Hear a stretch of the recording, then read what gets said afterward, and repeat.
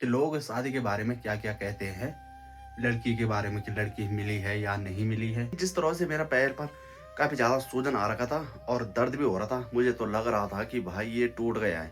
तो मैंने कहा जो अगर मैं डॉक्टर के पास जाऊंगा तो फिर डॉक्टर जी कहेंगे प्लस्तर चढ़ा दो। तो मुझे डर लगा हुआ था। मैंने कहा कि 1 महीने तक घर के अंदर कैसे कैसे रहूंगा मैं। पहले लोग घरेलू उपचार करते थे, तो वही उपचार अपनाए मैंने। नींबू लेकर आया मैं और तवे पर गर्म किया और सीधे गर्मा गर्म नींबू अपने पैर पर लगाते गया मैं। दर्द तो बहुत ज़्यादा होता है जब गर्मा गर्म नींबू के टकोरे लगते हैं। और आजकल पहाड़ों में माल्टे के हरे भरे पेड़ों पर नारंगी कलर के माल्टे दूर से काफ़ी ज़्यादा चमक रहे हैं। पहले जो माल्टे निकाले ये वाले, तो इनको काट लेता हूँ और उसके बाद मशीन पर जूस निकालता हूँ। तो 35 किलो माल्टे ये रहे और जूस रहा ये मिनिमम 7 या 8 लीटर। नेगरी में दिखाया आप लोगों को हिमालयन भोजनालय, तो भी खाने के लिए पहुंचे गए ना यहाँ पे। हाँ। है मतलब तो घर वालों को नुकसान करता है? नहीं करता मैं। हैं? जब पैसे लाएगा घर से तो नुकसान ही तो होला। आज का मौसम बड़ा जबरदस्त हो रखा है बाहर, तो इसलिए ब्लैक टी चल रही है अदरक वाली, और साथ ही साथ इस पे बना रखे मेरे वहाँ के बड़ी की सब्जी। तो पहले नाश्ते का आनंद लेते हैं, उसके बाद बाहर दिखाते हैं। ये चेक करो जी, मौसम एकदम चारों ओर से ऊपर से घिर चुका है और पोष का महीना तो लग ही रखा है। यानी कि पहले के लोग कहा करते हैं कि सबसे ज़्यादा पहाड़ों में ठंड होती है पूस के महीने, जो अभी लग रखा है दिसंबर में लगता है। तो आज कुछ ज़्यादा ही ठंड बढ़ चुकी है फिलहाल, और ये भी लग रहा है कि जो अगर इसी तरह से आसमान घिरा रहेगा तो फिर बारिश होगी, तब बर्फबारी भी देखने को मिल सकती है।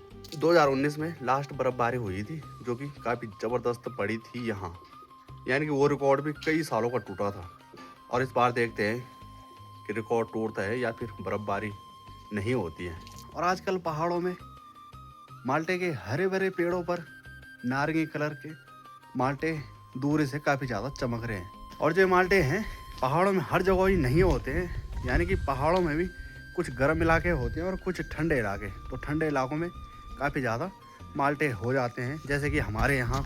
बाकी जामनी खाल से नीचे की साइड जाओ तो वहाँ बिल्कुल नहीं होते हैं। पिंकी और पिंकी की बात करें तो लास्ट एक जोड़ा बच रखा था इन दोनों का, तो वो जोड़ा भी यहाँ से जा चुका है सीधे भानीवाला की ओर, यानी कि काफ़ी दूर का सफ़र तय कर लिया है उन दोनों ने। सबसे पहले आप सभी को मेरा प्यार भरा नमस्कार। कैसे हो आप सब? आशा उम्मीद करता हूँ आप सभी अच्छे होंगे। मैं भी एकदम राजी खुशी मस्त हूँ माँ चंद्रवदनी बाबा केदार के आशीर्वाद से। मेरा नाम है सूरज बिष्ट। आप लोगों का स्वागत है मेरे एक नए ब्लॉग में। और ब्लॉग की शुरुआत हो रही है 11 बजे से अपने प्यारे गाँव जुराना के गेट से।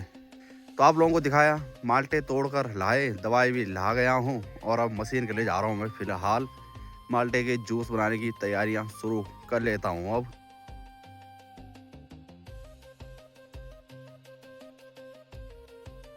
तो फिलहाल पहुँच चुका हूँ मैं नागरा तप्पड़ में, और यहाँ से लेकर जाना है मैंने जो जूस वाली मशीन है, यानी कि माल्टे को निचोड़ने वाली। बाकी यहाँ पर बकरी पालन भी काफ़ी ज़्यादा है, तो कुछ बकरियाँ भी घर में हैं, यानी कि आजकल ब्याह होगी तो इसलिए इसको घर में रखा हुआ है। 2 बच्चे हो रखे इसके, बाकी सब जंगल में चले जाते हैं चलने के लिए। यहाँ भी काफ़ी ज़्यादा माल्टों के पेड़ हैं, पर लेकिन उन्होंने सारे माल्टे के पेड़ खाली कर लिए हैं। आतंक यहाँ भी बंदर गोनियों का कम नहीं है। जैसे मैं कह रहा था कि बकरी के बच्चे हैं 2 हो रखे। नहीं, ये जो देख रहे हैं ना, तो खड्डू है, यानी कि भेड़ का बच्चा। तो चले रख लिया है मैंने यहाँ से मशीन जूस बनाने वाली। हाथ से घुमाने वाले रहते हैं, एक दूसरी रहती है बिजली वाली, तो इसी से काम चलाता हूँ मैं अब। पहले जो माल्टे निकाले ये वाले, तो इनको काट लेता हूँ और उसके बाद मशीन पर जूस निकालता हूँ। बाकी ये कट्टा देख रहे हैं, तो इस कट्टे पर मेरे माँ ने सुबह निकाले माल्टे। तो चले जी, फिलहाल शुरुआत हो चुकी है। बाकी ये वाला टप देख रहे हैं, तो इस पर चाकू की मदद से 2 फड़के करने हैं माल्टों के, यानी कि 2 हिस्सों में करने हैं। उसके बाद रखना है मशीन पर, और कबाड़ा इस वाले टप पर, और जूस इस पतीली पर।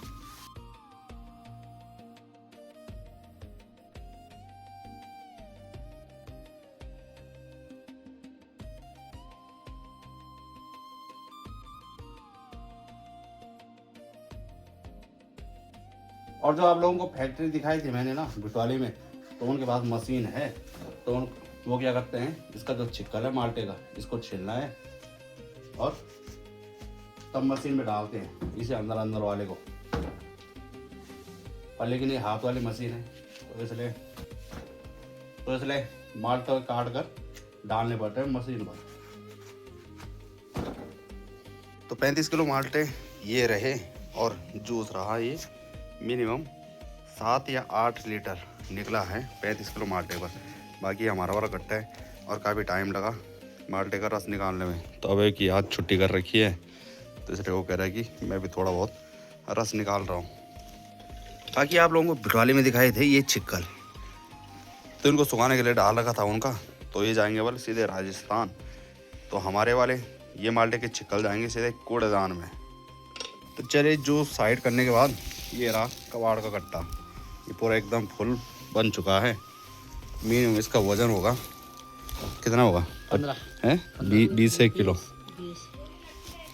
20 किलो ये समझो। बाकी अब दिखाते हैं मेहनत, कम से कम 3.5-4 घंटे लगे भाई माल्टों का रस निकालने में, और वो भी दिखाएंगे कि कितना लीटर है। ये है मेरा स्टोर रूम, तो ये देख सकते हैं। तो ये बाल्टी है, तो इस पर मिनिमम ये होगा 15 लीटर। इस बाल्टी पर अभी 5 लीटर और आएगा क्योंकि ये 20 लीटर की है। बाकी मेरी माँ और भी माल्टे लेकर आई थी, पर लेकिन ये भी थोड़े पके नहीं है पूरी तरह से। ये देखो, जब ये पूरी तरह से पक जाएंगे उसके बाद इसका भी जूस निकालेंगे। तो पिएगी जूस क्या, बता दे। नेगरी डिग्री कॉलेज में आजकल जोरों शोरों से काम चल रहा है। आप लोगों को दिखाते हैं, साइंस की नई बिल्डिंग तैयार हो रही है।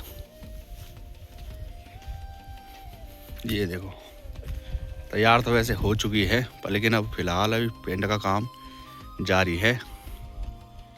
ये कॉलेज बना था 2002 के लगभग।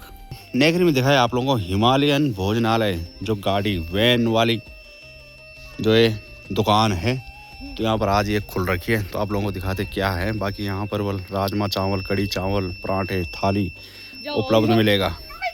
तो भी खाने के लिए पहुँचेगा ना यहाँ पे, है मतलब तो घर वालों को नुकसान करता है? नहीं करता मैं, है जब पैसे लाएगा घर से तो नुकसान ही तो बोला नहीं होगा। क्यों नहीं होगा?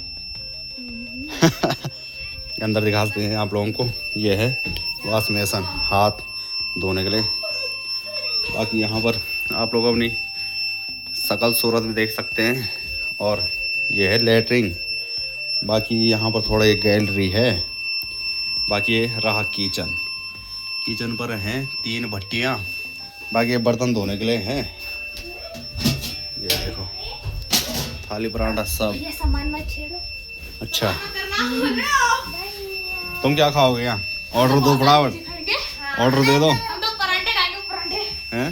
हाँ। किस चीज़ के पराठे खाने तुमने? पता नहीं पराठे कौन से चलेंगे? यहाँ पे तो बाहर में मेन्यू लगाएंगे और तब मिलेंगे। अभी है अंदर, तुम्हें चाहिए कि खाने कुछ? हाँ, अभी कुछ तो खाएंगे। ना। बाकी यहाँ पर एक शीशा है लगा हुआ यहाँ पर, मतलब ऑर्डर यहाँ अंदर आएगा और खाने वाले बाहर में। क्यों? यहाँ से ऑर्डर आएगा, यहाँ से ऑर्डर बनेगा, यहाँ वापस आएगा। यहाँ से कोई अंदर भी नहीं आ सकता। यहाँ से कुछ देखने के लिए यहाँ सामान लगेगा। क्या हाल है? हैं? कुछ नहीं, क्यों? बाकी ये बाहर से काफ़ी बड़ा है, पर लेकिन अंदर से नहीं है। इस पर लेटरिन बाथरूम की वैसे कोई ज़रूरत नहीं होनी थी, ये थोड़ा और बड़ा रहता, यानी कि बैठने के लिए भी, पर लेकिन यहाँ बैठने के अंदर कोई व्यवस्था नहीं है। ये इसी तरह से है। किचन इसके पल्ले साइड, यहाँ पर आगे का फ्रेम है, शीशा लगा हुआ है और शटर भी है। वॉलीबॉल खेलते टाइम पाँव लगा थोड़ा पत्थर पर और इस पर खून निकला ही जा रहा है। ये जो उंगली देख रहे हैं, तो वॉलीबॉल खेलते टाइम चोट लग गई थी और इस पर खून काफ़ी ज़्यादा निकल रहा था। कई ऐसे अपने व्यूअर्स भी हैं जो दिल से चाहते हैं। ये वाला पैर था जब इस पर काफ़ी ज़्यादा सूजन था, अब एकदम से माँ चंद्रमणि के आशीर्वाद से एकदम सेट हो चुका है। बाकी जिस तरह से मेरा पैर पर काफ़ी ज़्यादा सूजन आ रखा था और दर्द भी हो रहा था, मुझे तो लग रहा था कि भाई ये टूट गया है।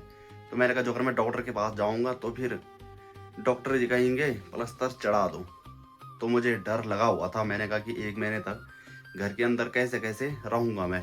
पहले के लोग डॉक्टर के पास बहुत कम जाया करते थे, तो मैंने जो पहले के उपचार हुआ करते थे पहाड़ों में, पहले लोग घरेलू उपचार करते थे, तो वही उपचार अपनाए मैंने। नींबू लेकर आया मैं और तवे पर गर्म किया और सीधे गर्मा गर्म नींबू अपने पैर पर लगाते गया मैं। दर्द तो बहुत ज़्यादा होता है जब गर्मा गर्म नींबू के टकोरे लगते हैं, पर लेकिन टकोरे से काफ़ी ज़्यादा राहत मिली। कम से कम 15-20 दिन तक मुझे काफ़ी ज़्यादा दिक्कत हुई चलने में, पर लेकिन मैं लगातार नींबू के टकोरे लगाते गया। और फिर नींबू के टकोरे लगाने के बाद सीधे गर्म पट्टी लगा देनी थी अपने पैर पर, और उसी से काफ़ी सही ढंग से मेरा पैर एकदम ठीक हो गया। बाकी आप लोगों को कल के व्लॉग में बतलाएंगे कि लोग शादी के बारे में क्या क्या कहते हैं, लड़की के बारे में कि लड़की मिली है या नहीं मिली है। इसके बाद का ब्लॉग आप लोग देखना ना भूलिएगा। और जिसने अभी तक मुझे इंस्टाग्राम पर फॉलो नहीं किया है तो फॉलो कर दें, पहाड़ी UP09। मिलेंगे आप लोगों को एक नए ब्लॉग में, तब तक के लिए धन्यवाद। जय देवभूमि, जय उत्तराखंड, जय माँ चंद्रवदनी, जय बाबा केदार।